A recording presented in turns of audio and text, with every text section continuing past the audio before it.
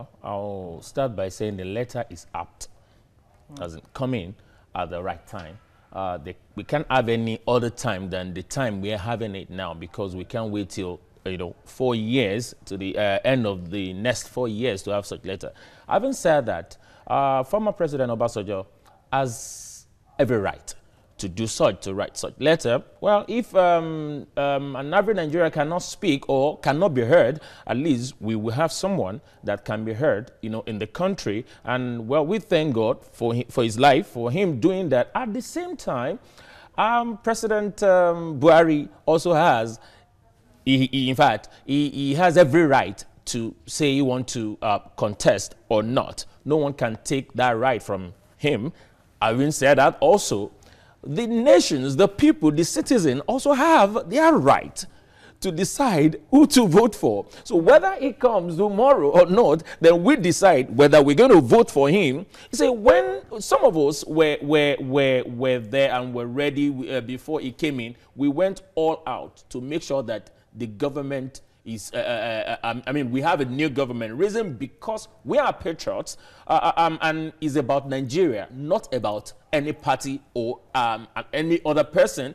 But when we change it, and we said it then, that if we have this new this administration, and we give the administration the next 4 years, and it does not perform, we will change the government also. The power lies with the people, and we will do that. We will only wait to see if you employ someone in your company.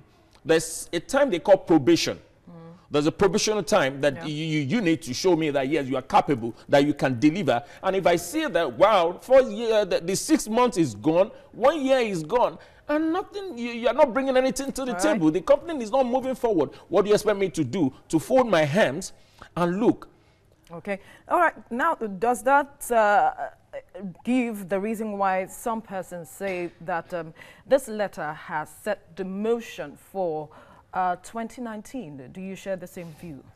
Well, to an extent, I share the same view to an extent. Reason being that we know what happened before 2015 when some letter came out and everybody started. Former president. From the press, came out. I mean, from former President Obasanjo to the former President Jonathan, and we saw what happened, and the whole nation, more like, I think the man, former President Obasanjo, he takes his time and is sensitive enough to read the body language of the populace. And that is what we need from our leaders.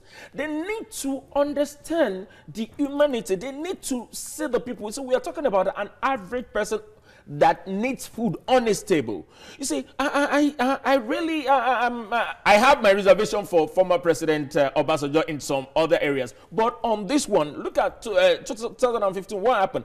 Now this letter came out yesterday. By 4 o'clock yesterday, some stakeholders had already called for a meeting. Mr. President had called some people for a meeting. Already they had a meeting. But they said it has nothing to do that is what they will tell us, but we know what has been happening in the country. Were you there? When I was not there, but that is what they will tell you. Let me say this clearly.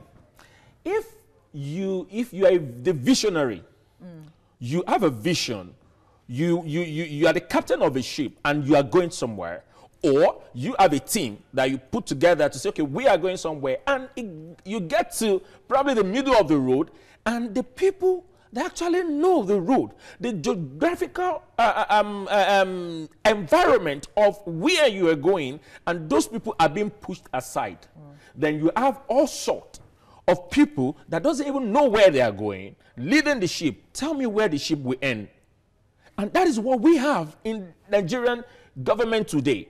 There are some visionaries that came in, the likes of Tinubu and some of them, and we know what happened as the time went on and to this government, why some so-called cabal, if I would say, took over, and I mean is absurd. Look, you see, you can't have a leader and you ask a leader that, wow, there's some barbaric situation in some segment or subsections of the country in a particular state.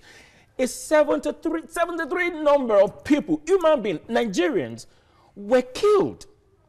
And when Mr. President was asked, he said he's going to take his time.